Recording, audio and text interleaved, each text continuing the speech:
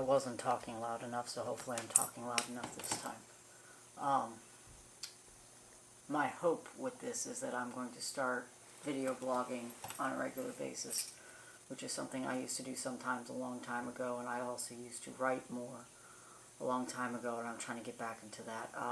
But let's just get started instead of me stalling. I am what passes as and is perceived as, passes means that people perceive me as, a white male. Usually people think I'm in my 20s. Sometimes younger, I can understand that. I probably pass as heteronormative. I pass as able. I pass as cisgendered. And if it's cis, I don't really care. I've never figured out how to pronounce that anyways, and I don't hang out in enough circles where it's said, though that will be changing soon enough. So, obviously, I am quite privileged. I have gone a long ways to get to the point where I was no longer fearing for my life via it being taken or myself taking it for a long time. It was a long process. However, once you find that you've gotten to the process where you are this privileged, you eventually get smacked upside the head again with a reminder of what your life was like and what other people go through. And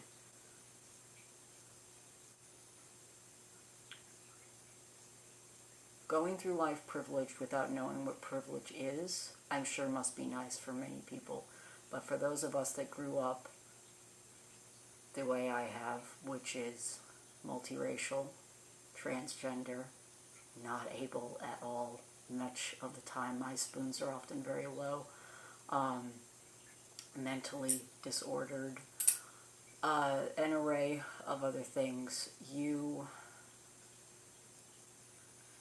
trying to think how to explain this. You kind of brainwash yourself into acting the way that you want to be perceived, and then one day you either decide that you can't take living a lie anymore, which you've done a lot to be able to create that lie, or you're comfortable living it, and I'm not anymore. And it's funny, you have more friends not being out.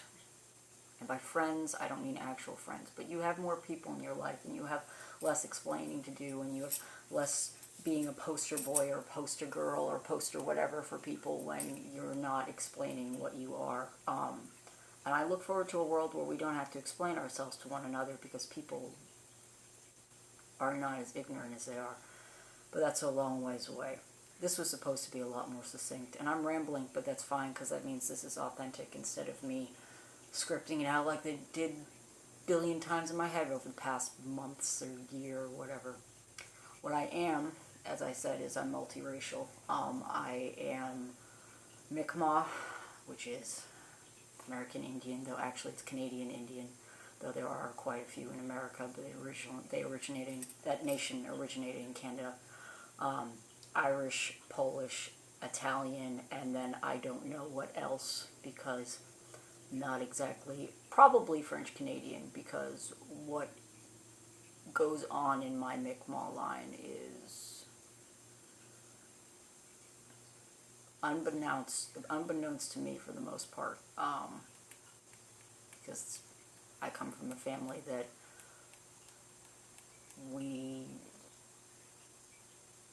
great-grandmother decided to come to America and pass as white for the sake of her children, and you did not question more than that.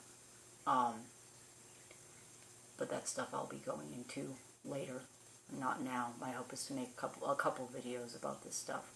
I am disabled. Besides having had multiple breaks in my body that have done enough damage that things fall apart sometimes, I also have nerve damage in both of my arms, which can debilitate me some days to the point where I can't even lift anything. I can't open a door doesn't matter what it is, I can't probably do it. And I'm not a person that does not like being anything but self-reliant, so that's obviously humbling on a regular basis. I am disordered. I keep doing this because I live high functioning. I also hate that term a lot of the time. I have dissociative identity disorder. I have antisocial personality disorder. Along with those things, I can be extremely manic depressive, which is largely due to the ASPD, which is antisocial personality disorder. I have major OCD compulsions.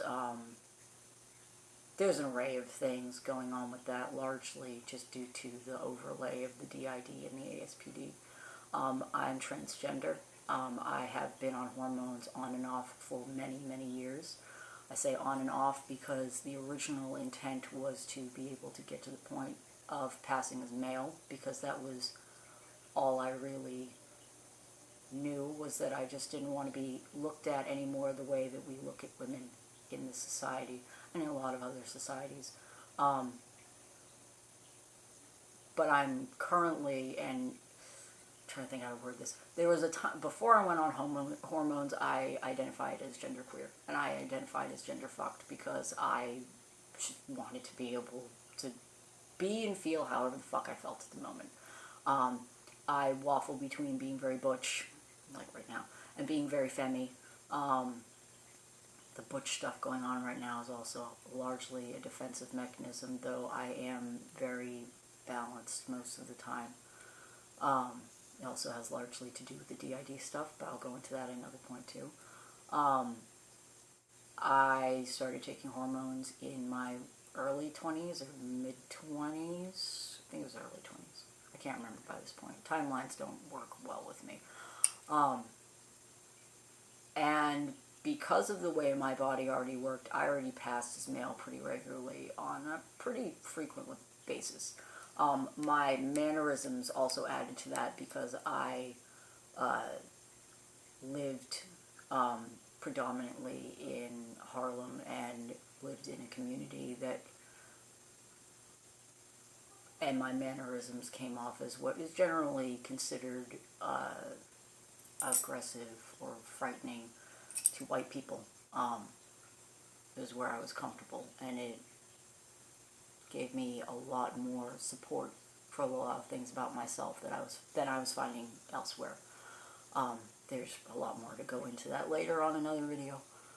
I started going on hormones after the usual standard long trans debate of I am not this, and if I do this then I'm weird, and my partner at the time says hormones are this weird thing that some people do, and I would never do that, but I ended up doing so. And it was like this holy grail type thing at the moment, and part of that largely was also fueled by a lot of the binary trans community, who I have endless respect for, because you guys, a lot of you know exactly what you want, and I envy that a lot of the time. But at the same time, I also have to remind myself that what exactly I want is something just that this society can't give me at this moment. I do not have top surgery or bottom surgery. I have no interest in either of those. I like my body, actually, for the most part, as it is. I just want it to be able to be more androgynous and be able to pass as male or female as I please. When I shave this off, which I do on a fairly regular basis now, I can pass as female if I feel like it, or I can pass as a very femmy male, and that's also completely comfortable with me too. In fact, I prefer that a lot of the time. This does not make me, this fuzz, this beard does not make me masculine. My sideburns do not make me masculine. I use them a lot of times to create a masculine visual, but that's because of the way our society works. And eventually, I'll do less and less than that. I'll start going back to fucking around with things the way I like. My point is that when I went on hormones and I hit that point of people perceive me how I want now, this is amazing, and I ended up getting a massive amount more privilege than I had before when I was passing as female, or as some, oh my god, random weird dyke or whatever. or someone that was confused about what they were, or a tomboy, or whatever. All those did not give me the privilege that being male gave me. I already was able to, because of my behavior and largely my ASPD, I can get pretty far in any company I apply for. But it went from taking sometimes years to, once I started passing as male, it would take months or a year to climb up any corporate ladder that I was in. That's just how it works a lot of the time. And so because of having this privilege, I kind of forgot where I came from. I forgot my roots, which is largely the whole point of these videos. You start recording and you hear that voice in the back of your head that's like, oh, you just want attention. I actually don't want any attention. I don't care if nobody really pays any attention to me. The only people that these are really for, these videos, are for other people out there that are having a very hard fucking time, excuse my language. For those of us that are mixed heritage, mixed cultures, transgender, gender, whatever the fuck, anyone that's cisgender and being told that you can't do what you want because of your gender. I'm a firm believer that men should really, really be able to wear and act however they want without having to act manly or be perceived as gay or anything like that. And I am of the same belief when it comes to women. And anyone, anywhere on the gender spectrum, be it a, bi, multitudes of.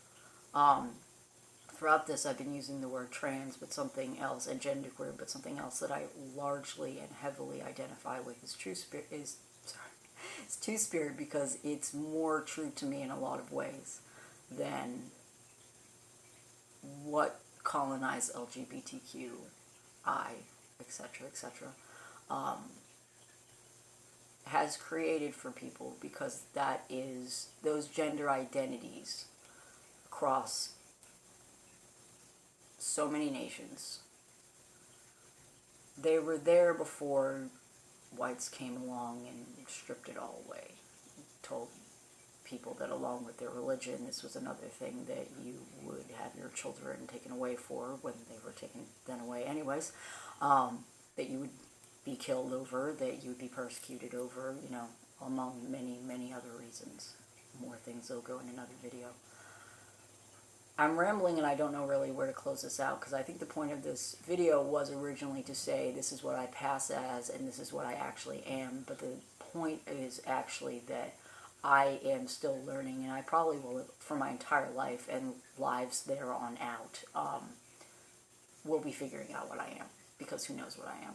I'm some transcendental creature that is here right now to do what I do very well, which is network and talk and spread knowledge, because that's what I've always done. I've done mentoring for a long time for an array of different things, more things that I am. I am a recovered addict in many ways.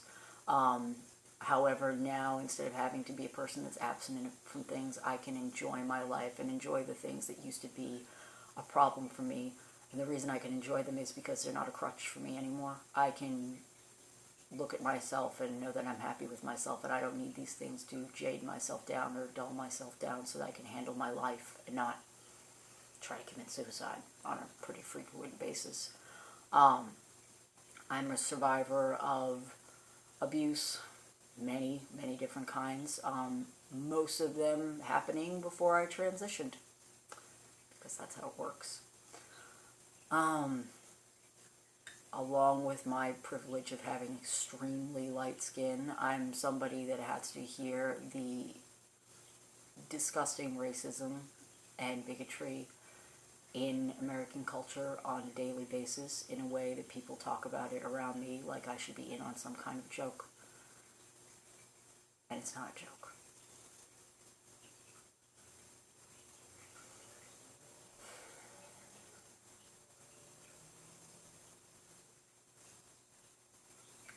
Almost crying all day.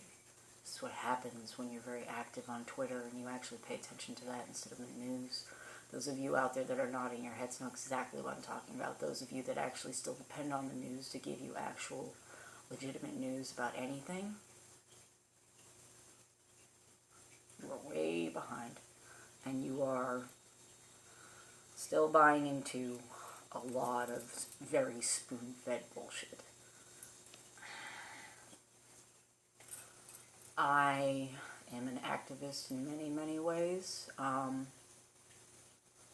I work largely in animal welfare. I work in behavioral sciences. I have got on my way to help more people and more animals too than I can even begin to count. My life is centered around helping other people. And somewhere along the way, I forgot how much that's my job. And in a lot of ways, what I got raised for.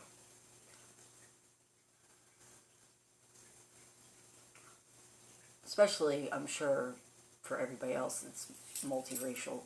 When you come from a home that is multiple different backgrounds that can be extremely conflicting with one another, you tend to grow up with a lot of self-induced shame about additional things that nobody really needs that shame about. And I don't know my heritage beyond the things that I have looked up, researched, etc., because it is part of my line and my family to not talk about that. Mind you, my mother, who would not accept that, then went out and learned everything she could about Lakota because that's where she felt accepted, instead of feeling comfortable going to her own people, to her own nation. And that's not because they wouldn't have accepted her, that's because we are so well taught to stick to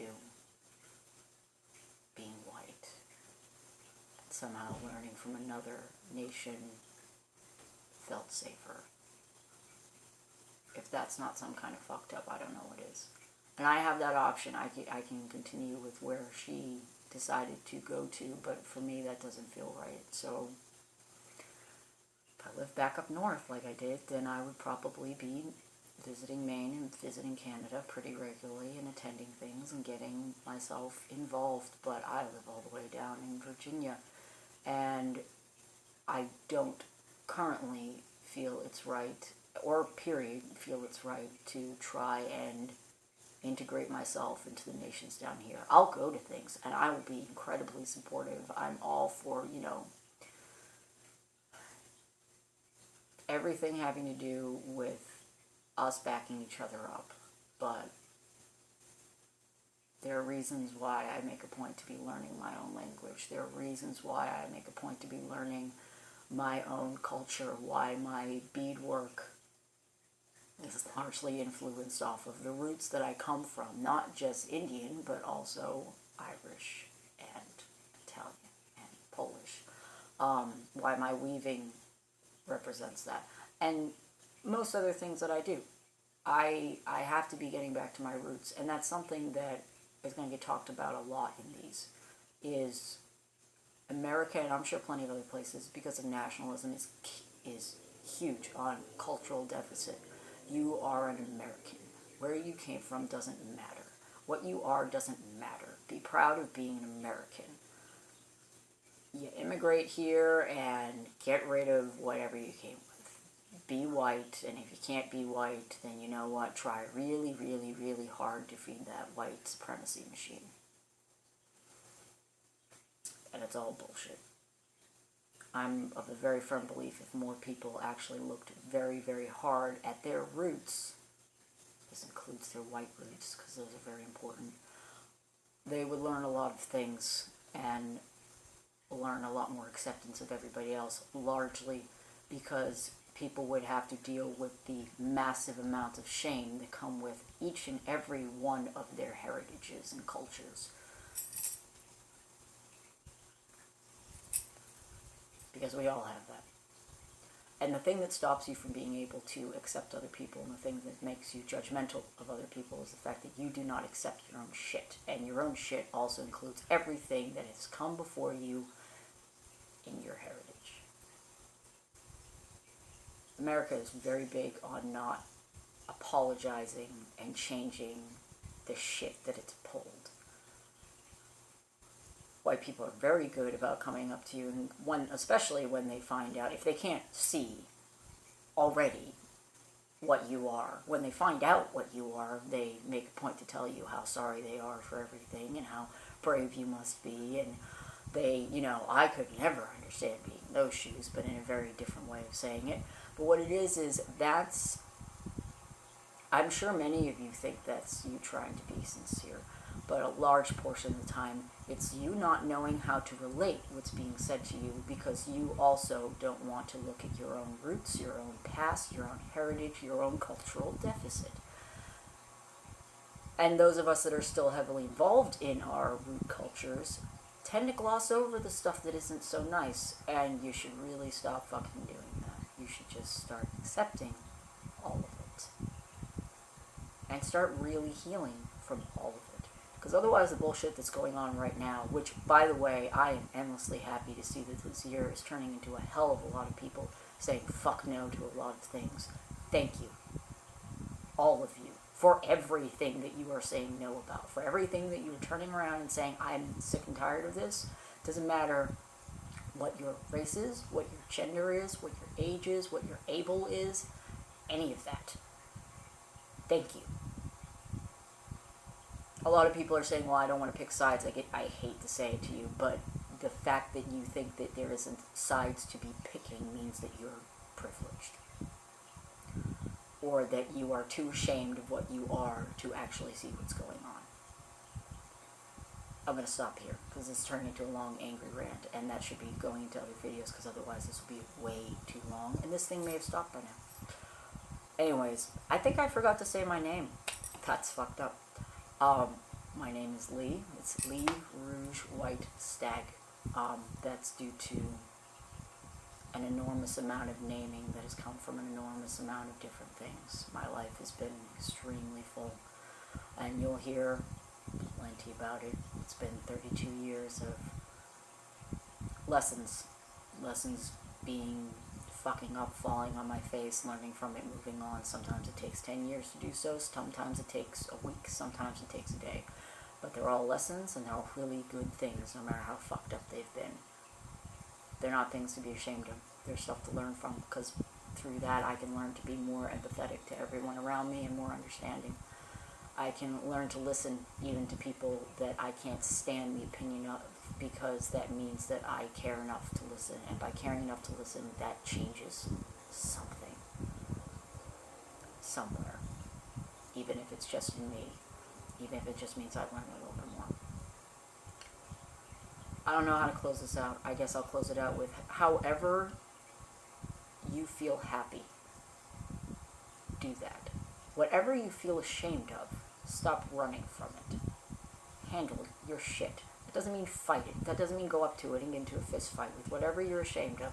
It means sit down with it and have a conversation with it, a civil conversation with it, and handle your shit. I think that's enough cursing for one video.